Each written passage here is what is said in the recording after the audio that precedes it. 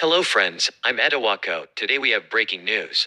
Ukrainian soldiers have been welcomed into Kherson by jubilant residents, after Russia said it had fully withdrawn from the key southern city. Video showed locals on the streets, flying Ukraine's national flag and chanting as Kyiv's troops arrived. Ukrainian President Volodymyr Zelensky said Kherson was our city. Kherson was the only regional capital taken by Russia after February's invasion.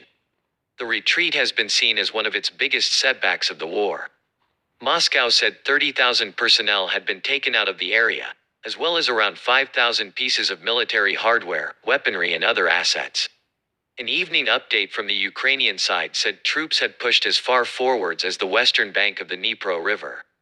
Images emerged on Friday showing that the main river crossing, the Antonivsky Bridge, had partially collapsed. It remains unclear how the damage was caused. The Russian troops who occupied Kherson are thought to be taking up new positions on the eastern side of the river. A Kherson resident described his overwhelming emotions as people emerged singing and dancing onto the streets. Alexei Sandakov revealed his full name to the BBC, having previously referred to himself only as Jimmy. He said Kherson was free now. It's different. Everyone is crying since this morning. He added that everybody wanted to embrace the arriving Ukrainian soldiers. The city's change of control followed a rapid Ukrainian counter-offensive in recent months, in which Kyiv said it had recaptured 41 settlements near Kherson. In his evening address, President Zelensky said the people of Kherson were waiting and never gave up on Ukraine. He added that residents had been working to remove any traces of the occupier state from the streets, including Russian symbols. Meanwhile, a spokesman for Russian President Vladimir Putin denied the move represented a humiliating defeat.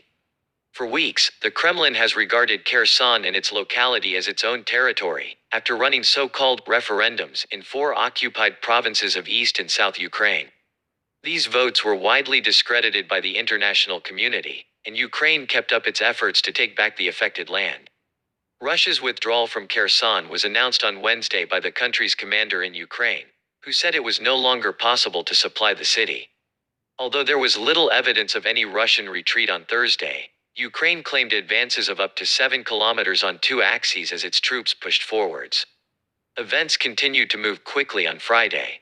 Initial reports that the Russians had abandoned Kherson came from locals. Crowds of flag-waving civilians were later filmed in Freedom Square, greeting Kyiv's soldiers and chanting, "Glory to the armed forces of Ukraine." On Friday afternoon, Alexei Sandakov appeared to be still adapting to the new situation on the ground, commenting, "No one is going to sleep tonight." Shortly after 1600 local time, 1400 Greenwich Mean Time, a Ukrainian official said his troops were almost fully in control of Kherson, as well as the wider tranche of land to the west of the Dnipro River. Troops were treading carefully amid fears of Russian traps, said Yuri Sak, an advisor to the defense minister. Mr. Sak told the BBC that some enemy soldiers were believed to be lingering in the city, had cast off their uniforms and were trying to disguise themselves as civilians. He urged them to surrender. He hailed Kherson's recapture as a major win comparable to his side's successful efforts earlier in the war to drive Russian troops away from other urban centers, namely Kyiv, Chernihiv and Kharkiv. But he said he remained cautious, citing the possibility of Russian retaliations, and referring to a missile attack in Mykolaiv earlier in the day, which allegedly killed at least 7 people. Mr. Sak vowed to retake further territory from Russia, including land that has been occupied by the neighboring country since 2014. In Russia, the exit from Kherson has been played down by officials and styled as a redeployment, despite criticism from pro-war commentators on social media. Mr. Putin was notably absent from Wednesday's announcement by the military that Russian forces were leaving the city they had snatched, virtually unopposed, in the early stages of the war.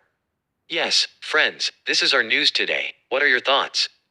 Please do not forget to indicate your opinion in the comment section. Please don't forget to turn on notifications by subscribing to me.